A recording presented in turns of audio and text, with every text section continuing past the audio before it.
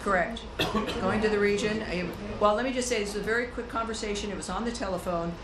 He said the area. He said Gaza, the area. Now, of course, it could be, we have many, many partners there, many allies.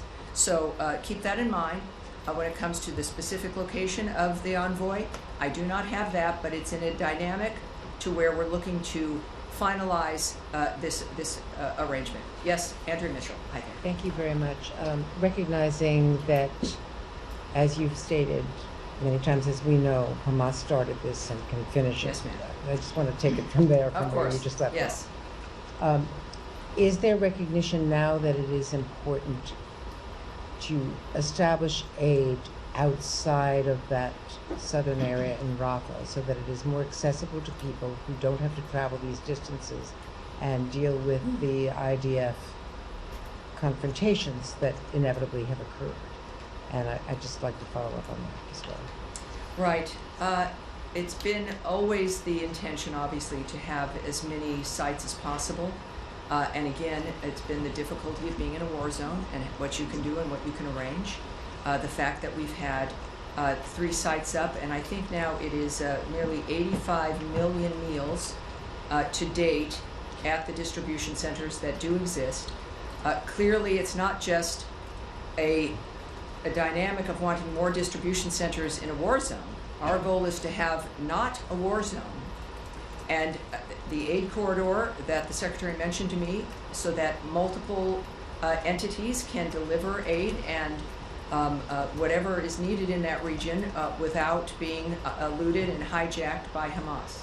Now, the initial plan, as it had been described to us, was that the so-called Gaza Humanitarian Foundation would have... Well, it really is called that. It's not. It's really called the Gaza Humanitarian Foundation. But go ahead. They call themselves the Gaza Humanitarian Foundation. Yes, ma'am. That they would be using American contractors or other contractors for security.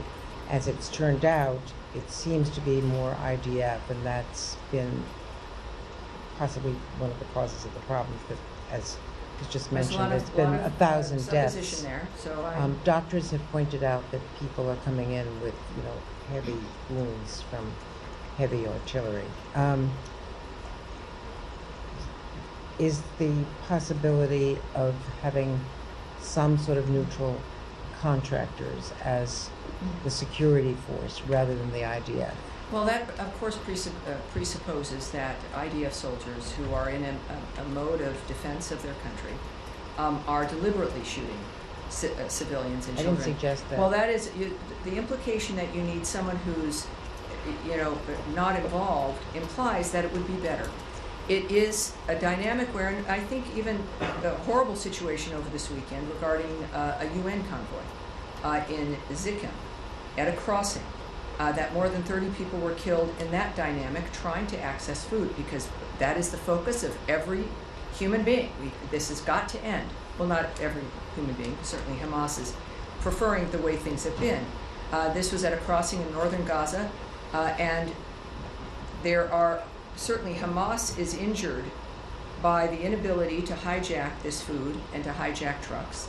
And they are injured by the success of GHF and what it's been doing, because they have not just looted these trucks, but they've weaponized the money that they make from this food, and then they control the population with it.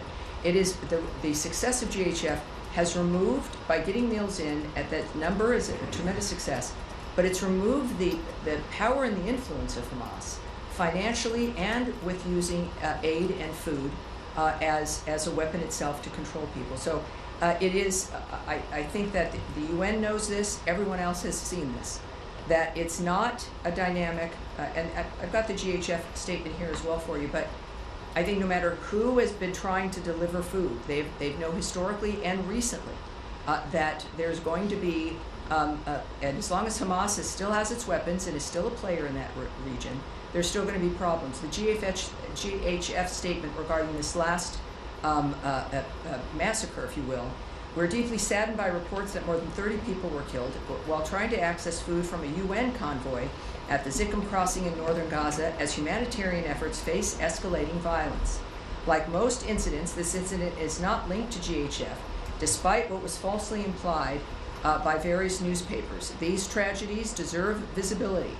The entire aid system is under immense strain. We hope reporters will cover these incidents with the same scrutiny GHF receives, because understanding the full picture is essential to protecting civilians and improving aid And have delivery. you